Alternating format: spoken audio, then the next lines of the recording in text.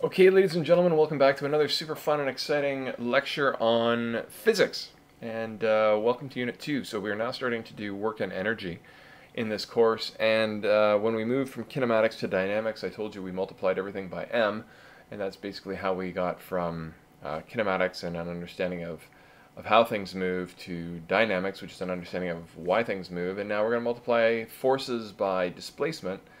And we're going to look at how energy is transferred to objects by forces. So let's get started, and let's first of all look at kind of a little bit of review, exactly what is work. So what exactly are we talking about when we're talking about work? And if you think back to grade 11, you might remember that work is the energy transferred to an object by a force. And work, as I'm sure you remember, is measured in joules. And we can write out the standard grade 11 work equation right now. And we can say W is equal to, and you should remember, F times D.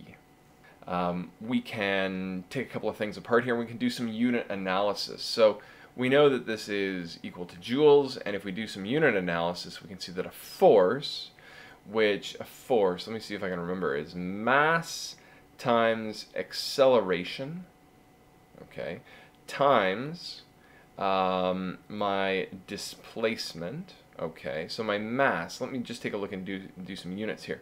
So this is kilograms times acceleration is in meters per second squared, times my displacement, which is in meters. And if I've done this all correctly, then I end up with kilogram meters squared per second squared.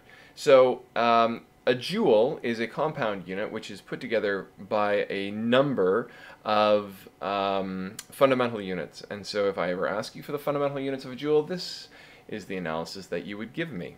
So one of the things that it's important to remember is that work is actually a scalar and not a vector. And for that reason, direction doesn't matter with energy to some degree. So let's take a look at this example. Any forces work in two dimensions. And therefore, we need to see that energy is only being transferred to the object that we're looking at by the component in the direction of the displacement. So if we were to take a look at this, this force here that I'm applying to this box on a surface, I'm applying this force over a certain angle, and I'm going to drag this box over a certain displacement as shown here. Well, we can see that the only component of the force that's going to be doing any work on the object is in fact force applied X.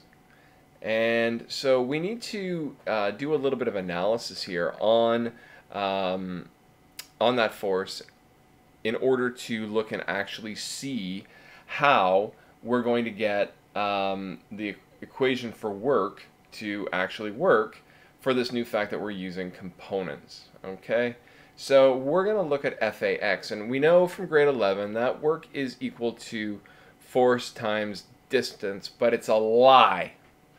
And the fact that it's a lie is shown in this diagram. And what we really need to say is work done by a force is actually equal to that force times cosine theta times the displacement over which the force is applied. And you can say to me, well, you lied to me all last year when you taught me grade 11. And so I guess what we have to do is we have to take ourselves back and talk about how can this equation here still be justified to be a work equation when you have this cos theta in the equation. So let's just take a little free body diagram here from grade 11. And last year when we looked at the force we applied, we always applied it in one dimension, and this was the direction of this displacement as well as the direction of the applied force, you'll remember.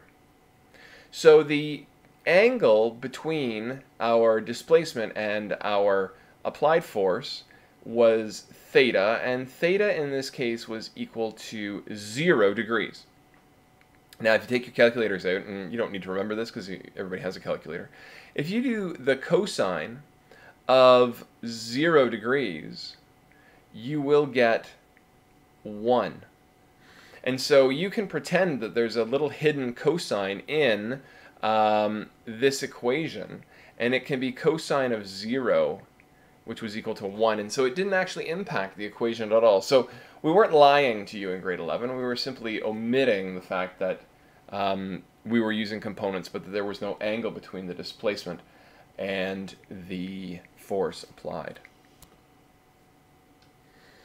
Okay, so now we can look at another example, or the same example, and we can just do an equation with it, or a problem with it. And let's assume that we are going to apply a force of 100 newtons at an angle 15 degrees above the horizontal over a distance of 50 meters. And let's really quickly just go through this and do this question. So we know that work is equal to force times cos theta times the displacement over which that force is applied. Now this cos theta, you have to remember, is going to be the cos theta that gives us the component of the force in the direction of the displacement. So in this case, the applied force is FAX that we're going to calculate here. Okay, so we're going to have our force, which is 100 newtons, and I'm going to leave the newtons, the units out, times cosine 15 times the displacement over which the force is applied. And if we do that, we will end up with 9,659.3 joules with far too, and so we will end up with 9.7 times 10 to the 3 newtons. So that's sorry, made a mistake. I hope you picked up on it. I'm still stuck in dynamics. This answer, of course, is in joules. So 9.7 times 10 to the 3 joules, or 9,700 joules, was applied to this object by this force. Question is, what we call negative work? So you can maybe imagine, I'll see if I can draw this fairly quickly, a runaway train. And that runaway train is headed down the track, and you can see that that runaway train is headed towards a person who has been tied up on the track, and they need help. Superman flies down with his cape and applies a force to the train in this direction. So let's call this FA, force applied by Superman. However, if we continue to look at what happens, the train continues its displacement in this direction. So we talked in the last slide about the fact that we were only interested in the component of the force that was working in the direction of the displacement, and yet it's quite obvious that none of this force is working in the direction of the displacement. So if we have work is equal to force times cos theta times delta D. Well, in this case we're going to have FA times, what is the angle between the displacement and FA? Let's see if we can draw that again here and see it a little bit better. Here's our displacement. Here's FA. The angle between them, I think you can see pretty easily right now, is 180 degrees. So if we have cos 180 times delta D, we have an interesting thing happening. You can take out your calculators, and can somebody figure out for me what the cosine of 180 is equal to? And if you remember your grade 11 math, you can tell me right away that that is equal to -1, which means that the whole entire equation here will become negative, And this is why we have negative work. So maybe we could just get a definition for what negative work is. That is always done by a force in the opposite direction, so that's very important there, opposite direction to the direction of the displacement. And so when you're thinking negative work, you think friction, okay? Friction is always doing negative work. Now, okay, so ladies and gentlemen, the last thing we're going to look at today in our first lesson on work and energy, what about zero work? This is going to come up. What about zero work? How could you do zero work? So anyways, what happens if a force is being applied at 90 degrees to the direction of the displacement? And you say, well, when the heck would that ever happen? Well, let's just pretend that we're going to do a circular motion lab, and we have our object that is in circular motion like a rubber stopper, and our displacement vector is pointed in that direction. And yet, in order for this to be kept in circular motion, we have a force centripetal, which in this case could be normal force, it could be tension, it could be gravity. In this case, we have a situation where the force being applied to the object is in fact perpendicular to the direction of motion. So if we take our handy dandy little new equation, work is equal to force times cosine theta times the displacement over which that is being directed, we can look at what is this? Let's take a look. Cosine 90 degrees. Can somebody please take out their calculator and tell me what the cosine of 90 degrees is equal to? That's right. It's equal to 0. Which is interesting.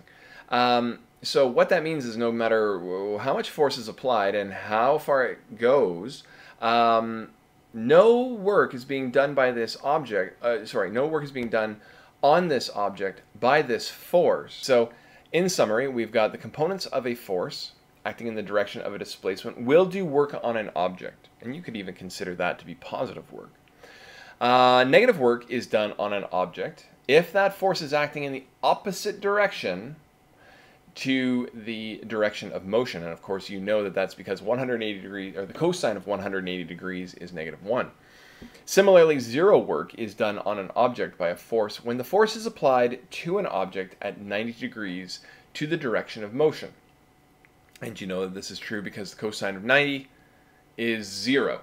And that's the learning objectives for today's little lesson. There are 3 of them, and from here you are able to move on to the work energy theorem, which we will do tomorrow.